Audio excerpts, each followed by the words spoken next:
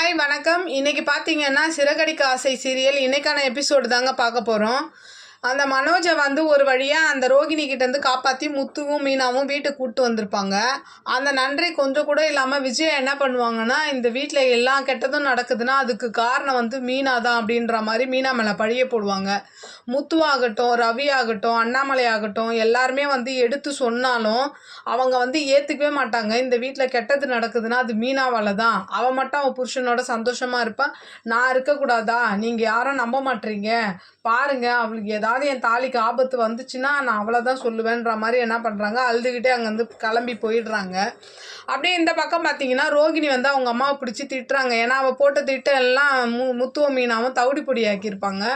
அதனால் உன்னை யாரும் குழந்தைய போய் கூட்டு வராமல் இருந்தது அப்படின்னு சொல்லி திட்டுவாங்க. திட்டிகிட்டே இருக்கும்போது அந்த இடத்துல சிந்தாமணி வந்து பேசுகிறாங்க ரெண்டு பேருமே. ஏன் இந்த மாதிரி நீ போட்ட பிளான்லாம் போயிடுச்சா அப்படின்னு கேட்கும்போது அப்போ வந்து சொல்கிறான், முத்துவ மீனாவை வந்து அதை கெடுத்துட்டாங்க அப்படின்னும் போது அப்போது இவங்களும் சொல்கிறாங்க, இந்த மீனாவால் எல்லாருக்கும் பிரச்சனையாக இருக்குது, நானும் வீட்டை விட்டு போகிறதுக்கு என்னென்னமோ பண்ணுறேன், பூசாரியெல்லாம் வச்சு ஐடியா பண்ணி கூட அந்த வீட்டில் புகஞ்சிக்கிட்டு இருக்குதே தவிர இன்னும் ரிசல்ட் வரல அப்படின்னும் போது அப்போது ரோகிணி சொல்கிறாங்க சிந்தாமணி கிட்ட, சீக்கிரம் அவளை வீட்டை விட்டு வெளில அனுப்பிச்சாதான் நான் மனோஜ் கூட சேர முடியும் அப்படின்ற மாதிரி அவங்க சொல்கிறாங்க.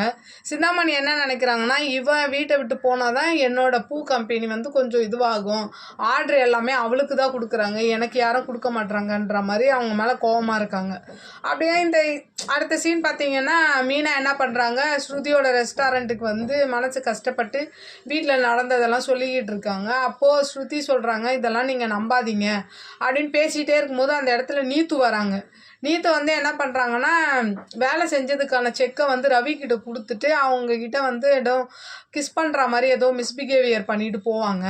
இதை தெரிஞ்சுக்கிட்டு என்ன பண்ணுவாங்க, ஸ்ருதியும் கோவப்பட்டு இதே மாதிரி நீ பண்ணிகிட்டு இருக்க அப்படின்னு சொல்லிட்டு ரவி மேலே ஏதோ கோவப்பட்டுட்டு அவங்களும் திட்டிகிட்டு போயிடுவாங்க.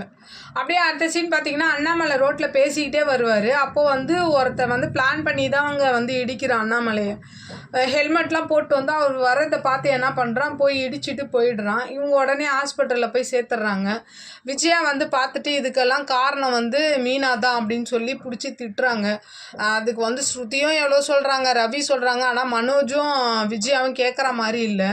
அப்படியே பிடிச்சி கண்ணாப்பின்னான்னு எங்கள் வீட்டில் எல்லாம் கெட்டது நடக்குது, அது எல்லாமே நீ தான், உனக்கு அப்பயே சொன்னேன், நீ வீட்டை விட்டு வெளில போக மாட்டேற, யாரும் மதிக்க மாட்றாங்க அப்படி இப்படின்னு சொல்லும் போது முத்துவும் சொல்கிறான், அம்மா நான் ரொம்ப பொறுமையாக இருக்கேன், நீ என் பொறுமையை இழக்க வைக்காதீங்கன்னும் போது என்ன நீ என்னை அடிப்பியா அப்படின்ற மாதிரி முத்துவையும் பார்த்து அவங்க கேள்வி கேட்கறதுனால முத்துமே ஒரு மாதிரி அதிர்ச்சி ஆயிடுறான். ஆனால் மீனா அழுதுகிட்டே நின்றுட்டுருக்காங்க.